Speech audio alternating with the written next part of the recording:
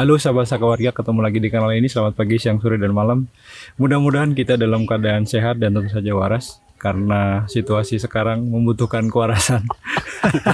Dan menjaga kewarasan adalah bagian yang tersulit nampaknya. Dan salah satu cara menjaga kewarasan adalah berkunjung ke tempat-tempat yang keren seperti ini. Saya sekarang ada di desa Kiarasari, kampungnya Cibuluh ya. Ini di Kabupaten Bogor.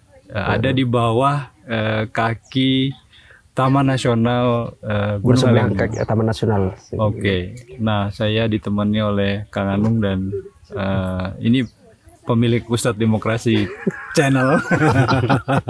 Tapi karena jadi provokator di kampung ini, maka kita ikut serta ngobrol dan ikut bertanggung jawab tentu saja. Provokator yang versi negara itu positif ya? Iya, oke.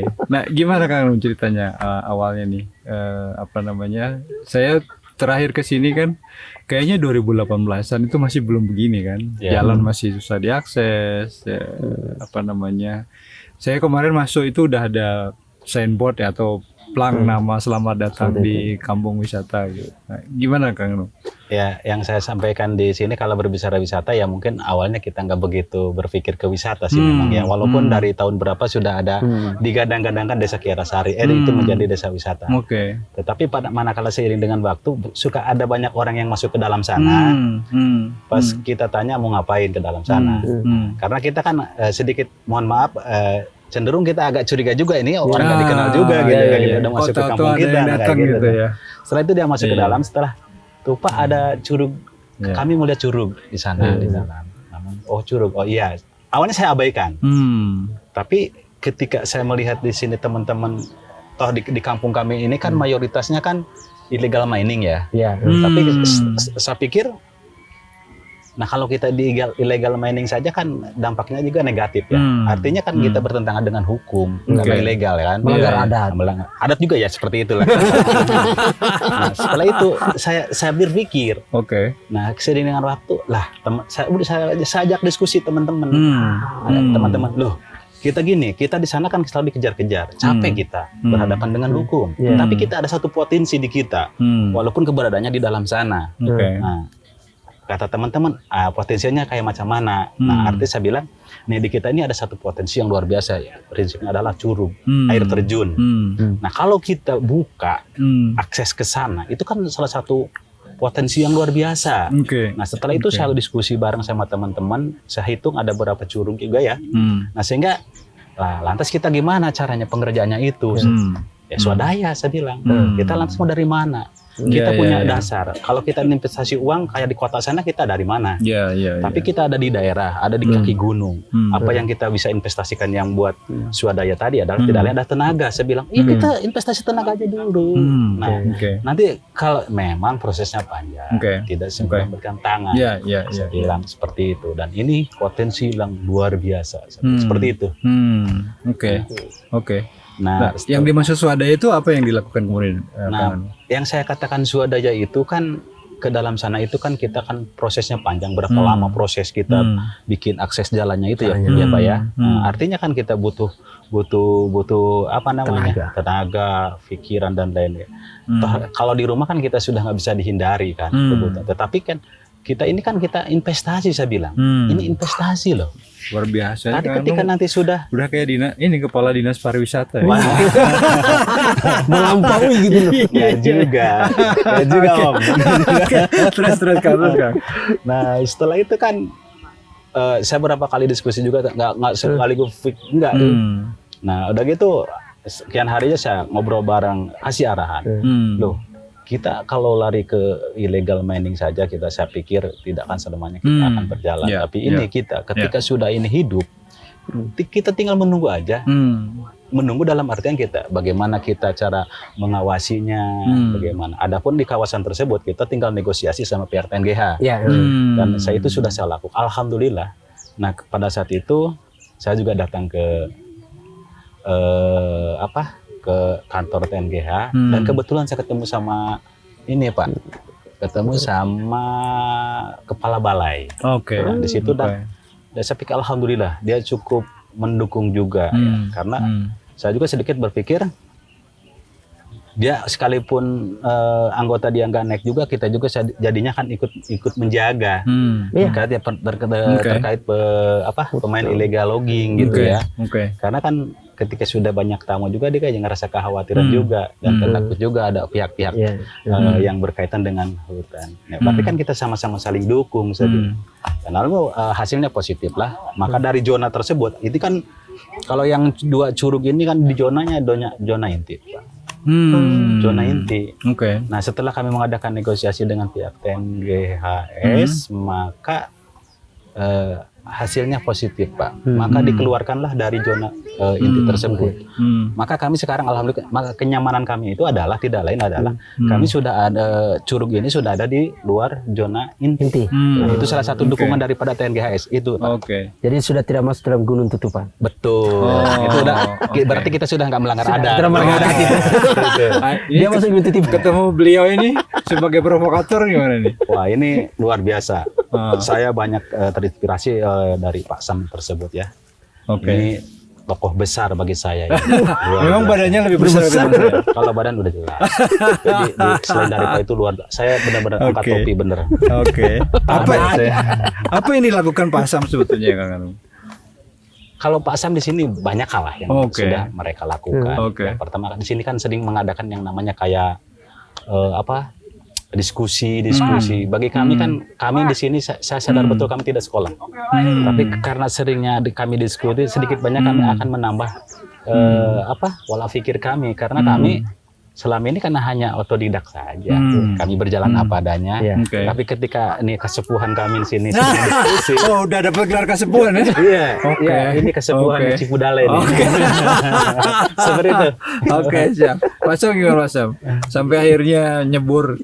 Tapi ini kayaknya memang ini ya, memang hobinya kawan-kawan NGO ya, LSM itu memang begitu ya. Matok tanah lalu kemudian gimana, Pak Sam? Saya malah dari lahir sebenarnya saya tidak pernah mimpi itu ke Bogor. Apalagi ke Cipudale gitu. Cibulu ini kan. Ini titik saya menyebut ini kan titik terakhir Kabupaten Bogor gitu loh. Meskipun kalau saya belakangan ditanya cita-citanya apa, saya kepingin menginjakkan kaki di seluruh Indonesia kan gitu minimal gitu ya. Nah, tapi kemudian pada saat itu kan kita ketemu Pak Jadi apa ke sini kan, ngobrol ketemu Mang Anung, ngomong gitu. Ini daerah ini kan punya potensi, banyak inovasi, banyak bisa digerakkan. Tapi bagi kita kan sebenarnya tidak menyebut itu problem ya. Jadi misalnya kalau dilihat tantangan lah ya. Tantangan lah gitu. Kita lihat di sini. Ini kan taman nasional, tapi kan masyarakat harus hidup, bro. Kita tidak boleh hanya menyatakan bahwa jangan menebang pohon gitu, tapi apa solusi gitu kan? Itu harus dipikirkan gitu ya. Betul. Kedua, saya lihat di infrastruktur tidak ada sekolah, tidak ada ini gitu kan. Ini semua harus dicoba dielaborasi. Lama-lama ngobrol, ternyata kan dia lagi nih. Gimana kalau Bapak tinggal di sini? Boleh lah kita tinggal, tapi kan di titik mana kita harus tinggal kan? Akhirnya, ya alhamdulillah dipercaya meskipun di titik ini kita ngumpul dan membangun sebuah, ini kami beri area kampung demokrasi sebenarnya gitu ya. Jadi orang banyak bertanya apa sih itu kampung demokrasi? Apakah satu pemukiman besar atau ini? Enggak, gue bilang cuma satu titik laboratorium untuk kita bisa melahirkan inovasi-inovasi menjaga substansial demokrasi, toleransi apa semua di situ kan. Berat banget kan adat gitu. Akhirnya masuk kan. Pertama kita gimana? Mang Anung kan banyak dicuriga tidak dipercaya. Kok bisa Abraham ke sini gitu loh. Iya. Abraham Samad ya. Enggak bisa kita di sini langsung membawa teori workshop gitu kan, bawa orangnya cerita gitu. Akhirnya muncul loh. Mereka sendiri langsung deklarasi. Kita kepingin di sini tidak ada korupsi. Kan gitu. Masuklah di pesan-pesan adat itu kan di situ. Jadi situ. Itulah kenapa jadi kesepuhan. Nah, tapi balik ke Kang Anung nih. Jadi kalau tadi kan saya memahami gini ya, mengubah pola hidup masyarakat yang tadinya katakan tadi illegal mining ya, itu kan tidak mudah ya. Betul. Apalagi itu kan menghasilkan uang. Betul. Nah sekarang yang Kang Anung tawarkan ini kan sesuatu yang mungkin masih di awang-awang saat itu ya, masih gagasan gitu kan. Gimana Kang Anung? Sebenarnya kalau berbicara gagasan, betul, memang itu ya gagasan yang luar biasa kalau menurut Mas Hatta. Gak tahu lah bagi teman-teman. Tetapi saya juga memberikan arahan terhadap teman-teman gitu kan. Ini susah juga, susah karena udah menjadi kayak kebiasaan mereka, pagi berangkat, sore malam pulang, pagi kita olah, sudah mendapatkan uang angka berapa, relatif lah kalau angka saya nggak bisa sebutkan seperti itu. Tetapi saya pikir kan ini kan merupakan salah satu ini juga ya, sehingga saya tetap memberikan motivasi terhadap teman-teman. Loh, kasarnya begini, lu nanti tinggal duduk manis. Kasarnya kalau kita sudah, namun ya, dalam tanda kutip, sekarang kan dalam kondisi pandemik seperti ini saya juga nggak bisa apa. Karena kenapa? Dulu sebelum pandemik itu ada ya, di sini yang datang ke berwisata ke kami itu sudah alhamdulillah di hari Sabtu atau Minggu per harinya sudah masuk di kisaran angka 5 atau sampai 600 orang. Wow. Dan itu kami berdasarkan data. Kami bisa kenapa saya nyatakan katakan berdasarkan data. Persoalannya apa? Ketika mereka hadir ke kampung kami mau berwisata ke kami, wajib mengisi buku tamu. Nah itu prinsipnya kalau menurut saya itu kan menjadi data buat saya. Saya ingin tahu sebulan ada berapa, setahun ada berapa. Dan kemudian ketika kami ditanya oleh pihak terkait, katakanlah dari pihak pemerintah, diantaranya dari Dinas Pariwisata, andai kata, andai kata, Anda berbicara wisata, data apa yang konkret buat kami? Saya tinggal memperlihatkan, ini data kami. Nah, kami punya data. Nah, seperti itu. Dan itu memang data valid kan, berdasarkan jumlah pengunjung yang datang. Jadi kita nggak bisa main-main. Artinya fakta yang real seperti itu. Nah, kayak itu. Terus yang kedua kan kalau berbicara, sebenarnya kami juga merasa malu. Kenapa? Terhadap pengunjung ya. Kalau dibilangnya kan wisata. Kalau udah bicara wisata itu kan dengan sendirinya sarana prasarana udah kayak macam mana ya Pak ya. Lihatlah di kota sana. Wisata-wisata yang luar biasa. Artinya sarana prasarana udah. Nah, lantas ini kami kalau bicara sarana prasarana mohon maaf. Apalah gitu. Makanya terkadang saya suka malu sendiri gitu. Dan saya mohon maaf ya, mudah-mudahan ketika ada orang yang mendengar atau yang melihat dari pihak terkait, tolonglah dibantu perhatikan kami. Mohon maaf dalam tanda kutip saya bukan minta uang, tapi bagaimana kami butuh fasilitas sarana prasarana untuk mendukung daripada yang namanya wisata. Selama ini yang kami lakukan hanya berdasarkan swadaya doang swadaya. Prosesnya waduh Pak. Luar biasa. Nah itu oleh karena itu dengan saya sering punya komunikasi sama Kasepuhan. Tolong dong gitu kan. Tapi ada yang menarik. Ini. Gimana? Jadi sebenarnya bukan apa ya. Saya malah banyak dapat inspirasi banyak dari beliau gitu. Jadi ini kesepuhan bawah ini. Jadi pasang kesepuhan atas. Jadi kesepuhan bawah ya. Lokasi camping ini sebenarnya dari beliau. Jadi beliau waktu itu mereka kami tanami cau di sini tuh, pisang gitu ya. Itu waktu itu kan kita tanami pisang gitu. Ini apa banyak kera apa semua. Saya pada saat itu prinsipnya data lalu kemudian ngobrol sama warga. Pasti kalau kami datang kopi gratis gitu. Sebetulnya tujuan utamanya itu. Utamanya gitu kan, ngobrol, kemudian kita kan dapat kebahagiaan biasa gitu lah. Tiba-tiba kemudian mengenai ini kalau jadi gimana kalau jadi tempat camping. Lalu kemudian menjadi tempat untuk ngobrol, tempat untuk kumpul gitu kan. Menarik juga nih kan situ. Akhirnya berkembang dan yang kelola ini Pokja gitu loh. Nah itu juga kan kami juga sangat berterima kasih banget sama Kasepuhan Cipudale ini. Kenapa saya katakan seperti itu Pak? Artinya gini, ketika berbicara, kalau objeknya kan gitu udah jelas ya. Kita hanya objek yang paling pokok adalah curug. Yang kedua kan nama curugnya di atas apa namanya? Di atas itu yang diantaranya adalah Curug Cidurian. Ada Curug Cirende. Ada juga Curug Batu Seleket, ada Curug Batu Hideng. Wah, banyak curug memangnya ya. Ada 7 ya kalau nggak salah. 12 mata air ya? Iya. Nah, ini juga kan merupakan salah satu pendukung kami lah. Dengan adanya kami sekarang punya camping ground.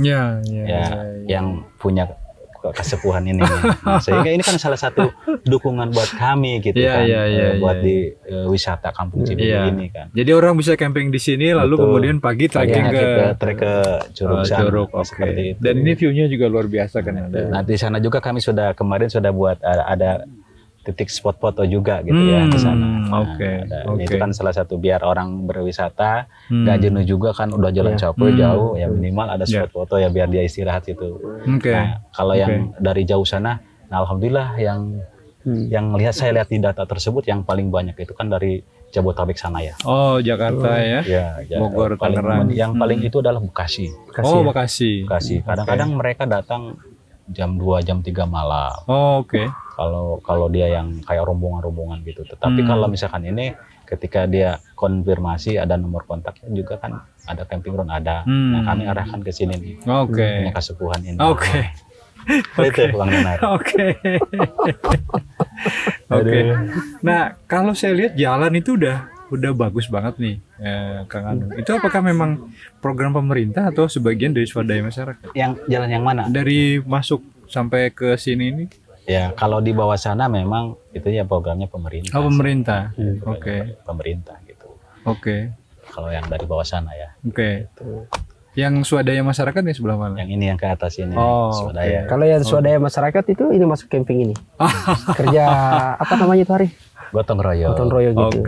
Itu menarik loh. Kalau saya jujur baru kita itu kan banyak mendapat slogan bahwa gotong royong kan. Iya betul. Dan hampir sudah tidak ada. Di textbook dan di forum-forum diskusi ya. Gitu kan. Tapi faktanya individualis. Saya menemukan di situ kebahagiaannya dari konsolidasi kesepuhan gitu kan. Dalam praktek ya. Dalam prakteknya itu jalanan ini kebayang mungkin dia akan dikerja beberapa hari. Tapi ternyata dia selesai udah sampai satu jam 10 menit karena saat itu aku pasang di situ ini. 1 jam 10 menit dan batu itu aku baru lihat tuh cara kerja orang kerja bakti gitu ya. Batu itu nggak turun, nggak sampai di tanah. Jadi berjejer orang sek gitu ya. Dan berteriak Cipudale jatuh kas. Jadi itu jalanan. Sejam. Ngomong-ngomong mereka paham nggak apa itu Cipudale? Cipudale. Sebenarnya saya juga awalnya kan tanda tanya ya. Ini Kasepuhan ini apa itu Cipudale? Saya bilang dia sempat masih nggak tahu nggak dia teh. Anung saya ini mau ini kampung namanya kita namanya Kampung Cipudale. Saya cuma tersenyum. Artinya saya belum menanyakan apa itu arti Cipudale sebenarnya. Cuma teman-teman juga kan nggak tahu persis artinya apa. Yang tahu yang jelas udah Cipudale selesai sudah. Tapi udah orang dari bawah sana udah tahu sih. Saya kemarin agak tersesat gitu karena pangling kan, terus nanya Cipudale di atas. Jadi saya itu jelasin sederhana, ambil benalu gitu kan. Lalu kemudian perhatikan kalau benalu Bapak itu teman-teman itu kan kalau benalu misalnya dia masuk di pohon itu tumbuh itu kan benalunya tumbuh pohonnya itu kan mati gitu. Nah saya bilang aku nggak mau seperti itu. Aku kepengen datang di sini tuh membawa keberkahan. Kalau orang Cina bilang hoki gitu ya. Jadi di situ sebenarnya. Nah hubungannya sama Cipudale apa? Cipudale itu kan sebenarnya perpaduan sih. Aku bilang sama Anu minta izin ya. Kampung ini kan Kampung Cibulu nih. Untuk satu wilayah ini aku ganti nama ya. Saat itu masih Pak Jarod gitu ya kan. Aku minta izin ganti nama namanya Cipudale. Cipudale itu Ci menghargai apa? Ci itu masih ngambil nama di sini. Ci itu air. Nah, Pudale itu kan sesama serejeki sejodoh gitu ya. Jadi mata air di sini kita kan 12 mata air. Nah, hoki lah sejodoh dengan Kesepuhan gitu. Makanya jadi Kesepuhan atas. Nah, tapi kalau apa namanya? ngelihat konsep disebutnya apa sih kampung wisata, desa wisata atau apa, Kang sekarang? Kalau kami di sini ya, yang kami lakukan di sini sebenarnya ya kampung wisata aja. Kampung gitu. Wisata ya. Kampung wisata. Kalau bicara wisatanya kampung wisata Cibulu ya. Dengan objek wisata utamanya tadi ya ada 7 curug ya. Tapi yang baru buka saya baru 2. Karena kenapa? Itu 2 juga kita nggak maksimal ya karena keterbatasan. Karena buka itu artinya akses ke sananya yang baru. Karena kita kan dengan yang namanya swadaya kan tahu sendiri ya. Ya mudah-mudahan aja selama ini. Tapi saya juga bukan berarti melupakan daripada yang namanya pemerintah ya. Tapi tentu saja. Sampai hari ini pemerintah belum apa namanya ya, belum melirik sejauh mana gitu. Tetapi kali aja Sandiaga Uno bisa ke sini. Ya mudah-mudahan aja terdengar juga oleh Pak Sandiaga Uno. Tetapi kami sudah baru pada akhir tahun ya kalau nggak salah kami baru dapat itu doang tuh. Letter send sama MCK tuh ya, salah satu pendukungnya juga itu pun kami dapat berbentuk bangunan daripada pemerintah. Baru itu saja sebenarnya. Jadi fasilitas yang lain kayak RBM apa sih, rumah belajar masyarakat. Belajar masyarakat itu semua swadaya ya. Swadaya. Oke. Nah, itu yang menarik itu kan. Sebuah kampung titik terakhir, tapi kemudian bisa membuat rumah belajar masyarakat itu kan. Nah, itu kan. Saya pikir begini, di lingkungan itu kan harus ada wadahnya juga ya. Kita diskusi ya. Nah, saya pikir kalau menurut hemat saya, belajar itu bukan hanya sebatas untuk anak-anak di bawah usia ya. Betul. Tetapi bagi saya, kami sadar betul kami tidak sekolah. Arti daripada RBM itu kami di situ ketika kami duduk bareng di situ diskusi itu merupakan salah satu belajar menurut hemat kami. Seperti itu, Pak. Maka kami alhamdulillah ketika adanya RBM. Jadi ketika ada keluh kesah dalam hal di lingkungan juga, kaitan ada kegiatan ataupun kayak macam mana, kami selalu bawa ke RBM. Yuk kita diskusi di RBM. Cari kita ketika ada hal yang sifatnya ini, solusi seperti apa dan harus bagaimana, kami duduk bareng di RBM itu tadi lah. Oke. Itu jadi memang jadi tempat berkumpul, musyawarah, berbagi pendapat. Betul. Belajar bersama gitu ya. Oke. Nah kalau Pokja itu sendiri apa, Kang? Kalau bicara Pokja itu kan kelompok kerja. Nah kalau orang bilang di luar sana kan namanya dibilang Pok Darwis ya. Nah, kalau kami di sini kan pada saat itu belum tahu Pok Darwis, maka kami bilangnya Pokja. Ya kelompok kerja. Saya punya anggota kan 20 orang, Pak. Dan alhamdulillah sampai hari ini masih solid lah ya. Alhamdulillah. Memang kalau misalkan saya ada kegiatan kalau berhari-hari itu berapa lama, kadang-kadang ada yang udah lesu gitu ya. Wah ini saya udah kerja sekian hari nggak ada apa nih. Tapi saya selalu berikan motivasi, tidak lain yang saya sampaikan tadi. Kita nggak usah kayak berpikir jauh dulu lah, walaupun kita hanya sebatas baru mimpi ya. Tapi nanti kita yang akan menikmati. Saya bilang ini investasi luar biasa lah. Saya namakan investasi aja biar memberikan spirit terhadap mereka. Luar biasa. Nah, seperti itu. Luar biasa. Memang udah pas lah jadi Kasepuan bawah. Nah semenjak ini ya, tadi Kak Anu kan bilang sebelum COVID sebenarnya sudah lumayan 500-600 orang setiap Sabtu Minggu. COVID pasti menghantam semua ini ya aspek ya. Nah ini kan sekarang sudah mulai lagi nih. Ini gimana Kang Anung melihatnya? Datanya itu udah mulai naik di pengunjung Sabtu Minggu atau masih seperti masa-masa pandemi PPKM waktu level-level awal? Ya kalau sekarang sih mendingan ya, udah mendingan minggu-minggu kemarin udah mulai berdatangan lagi lah ya semenjak ini. Tapi nggak tahu juga ke depan dengan terjadinya sekarang Omikron itu tadi saya juga nggak tahu juga itu ya. Apa itu? Jadi kan waduh ini kita mau berpikir wah kita naik lagi ke atas, kita rapi-rapi di atas. Tujuan insyaallah nih kita di awal tahun seperti ini mudah-mudahan banyak yang hadir juga. Namun ternyata lah datang lagi lah gelombang ketiga ya. Yang namanya Omikron itu apa saya nggak tahu lah itu. Meskipun di sini sebetulnya relatif agak steril ya dari COVID. Kalau bicara steril, saya pikir di sini karena alamnya yang luar biasa, insya Allah dijamin lah, dijamin oleh alam gitu. Tuhan mengasihani kita di sini. Karena kita menjaga alamnya.